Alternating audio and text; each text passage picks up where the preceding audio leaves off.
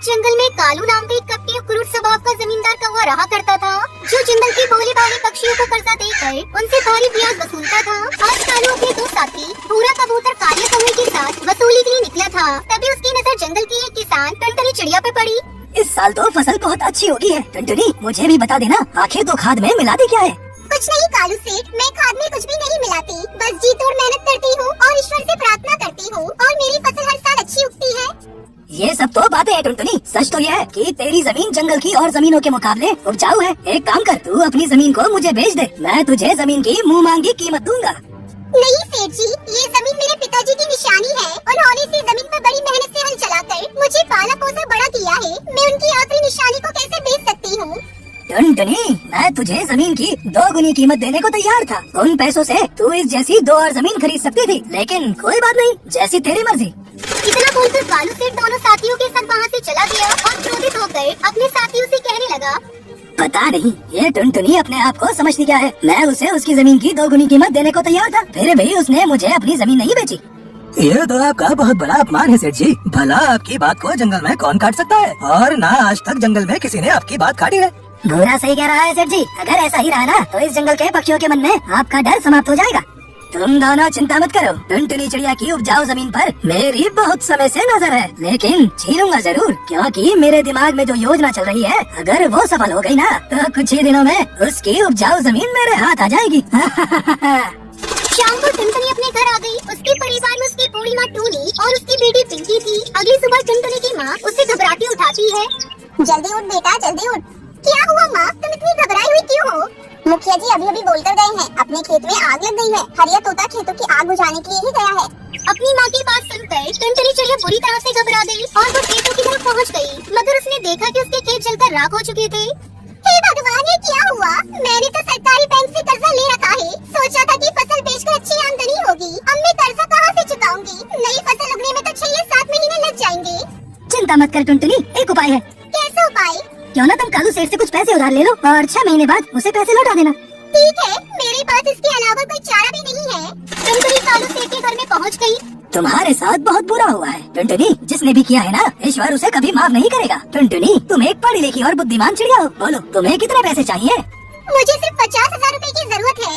कालू सेठ ने टुनटुनी को 50,000 रूपए दे दिए और टुनटुनी के एक पेपर पर सिग्नेचर भी ले लिए। कुछ दिन बाद कालू सेठ अपने साथी पूर्व कार्य को लेकर टुनटुनी चिड़िया के घर पहुँच बोला, इस मकान को खाली कर दो। ये कैसी बातें कर रहे हैं आप? तुमने मुझसे 50,000 रूपए कर्ज लिया था और एक सादे स्टैम्प पेपर पर अपना अंगूठा भी लगा दिया था। उस स्टैम्प पेपर में साफ साफ लिखा है, अगर तुम 5 दिनों में मेरी रकम मुझे वापस नहीं देती तो तुम्हारा घर, तुम्हारी जमीन, सब कुछ मेरे नाम पर हो जाएगा। ये तो मेरे साथ धोखा है। तुम जो समझ लो, अब सीधी तरह से यहाँ से निकल जाओ। लेकिन मैं अपने परिवार को लेकर कहाँ जाऊंगी? मेरे पास कुछ भी नहीं बचा, मुझ पर दया कीजिए। कालू सेठ अपनी जेब से ताश का पत्ता निकाल कर बोला, जिंदगी एक जुआ है टुनटुनी, ये लो ताश का एक पत्ता जिसमें राजा का चित्र छपा हुआ है। इसका मैं क्या करूँगी? जंगल में इस ताश में राजा का छपा चित्र देखती रहना और सोचती रहना, कभी तुम किसान होकर भी राजा की तरह जीवन व्यतीत किया करती थी। टुनटुनी चिड़िया बेचारी रोती हुई जंगल की तरफ चली गई और 2 दिन तक जंगल में भूखी प्यासी अपने परिवार के साथ भटकती रही। थक हार कर टुनटुनी चिड़िया रोती हुई ताश के पत्ते को देखने लगी। टुनटुनी के आंसू की एक बूंद उसी पत्ते पर गिर गई। तभी अचानक एक चमत्कार हुआ, वो ताश का पत्ता बोलने लगा। तुम्हारे आंसू तो वाकई सच्ची मोती है, तुमने तो कमाल कर दिखाया। टुनटुनी बुरी तरह से चौंक गई। कौन हो तुम? जिस ताश के पत्ते को तुमने पकड़ रखा था वो कोई मामूली ताश का पत्ता नहीं था, बल्कि जादुई ताश का पत्ता था। इस ताश के पत्ते को वो कपटी कालू सेठ एक साधु से छीन कर ले आया था। मेरा जादुई पत्ता किसी भी सच्चे पक्षी के हाथ में जाता है और उसका एक आंसू अगर इस पत्ते पर गिर जाए तो मैं जीवित हो जाता हूँ। बोलो क्या चाहिए तुम्हें? मेरा परिवार 2 दिन से भूखा है और रहने का कोई इंतजाम भी नहीं है। जैसी तुम्हारी इच्छा। तभी ताश के पत्तों में से एक रोशनी निकली और एक बेहद सुंदर ताश के पत्तों का महल बनकर तैयार हो गया। ये महल तुम्हारा है टुनटुनी, आज से इसकी मालिक तुम हो। इस महल के अंदर हर सुख सुविधा मौजूद है और खाने के लिए भोजन, पहनने के लिए कपड़ा, सब कुछ तुम्हें मिल जाएगा। तुम जो मुंह से बोलोगे तुम्हारे सामने हाजिर हो जाएगा। टुनटुनी चिड़िया अपने परिवार को लेकर उस जादुई ताश के पत्तों के मकान में रहने लगी। टुनटुनी और मोंटू कबूतर की कल ही नई शादी। टुनटुनी को लेकर हनीमून पर चला जा। मैंने तुम दोनों की शिमला की टिकट बुक कर दी है। लेकिन माँ जी, आप अकेले यहाँ कैसे रहेंगी? बहू तू चिंता मत कर, मैंने तेरी बुआ सास को यहाँ बुला लिया है। अगले दिन टुनटुनी और मोंटू कबूतर हनीमून मनाने के लिए शिमला के लिए निकल जाते हैं। अरे तापसी, आगे हवाई मोटर लेकर मत जाइए। भारी बर्फबारिश की वजह से आगे लैंडस्लाइड हुआ है, सारे रास्ते बंद हैं। मोंटू चलो वापस चलते हैं और कहीं होटल में रुक जाते हैं। टुनटुनी और मोंटू वापस जाने लगते हैं, तभी एक तेज हवा का झोंका आता है और मोंटू का हवाई मोटर एक पेड़ से टकरा जाता है। इस हादसे में मोंटू की मौत हो जाती है और टुनटुनी घायल हो जाती है। जब टुनटुनी को होश आता है तब वो देखती है वो एक हॉस्पिटल में है। डॉक्टर साहब, मेरी बहू बोल क्यों नहीं रही है? माँ जी, इन्हें सदमा लगा है, जल्दी ही बोलने लगी। घर आकर टुनटुनी की बुआ सास, भाभी आपको अभी भी समझ नहीं आया, आपकी बहू अपशगुनी है, आते ही इसने अपने पति को खा लिया। जी जी, ऐसा मत कहो, मेरी बहू अपशगुनी नहीं है। मैंने अपना बेटा खोया है तो इसने भी तो अपना पति खोया है। इसमें इस बेचारी का क्या दोष? पति के गम में न ठीक से खा रही है, न ठीक से बोल पा रही है। इसी तरह रोज बुआ सास टुनटुनी को कोसती रहती थी। मोंटू की माँ से टुनटुनी का उदास चेहरा देखा नहीं जा रहा था। ऐसे में एक दिन वो टुनटुनी से कहती है, टुनटुनी, तू अपनी पढ़ाई फिर से शुरू कर दे, तो फिर से कॉलेज जाना शुरू कर दे बेटा।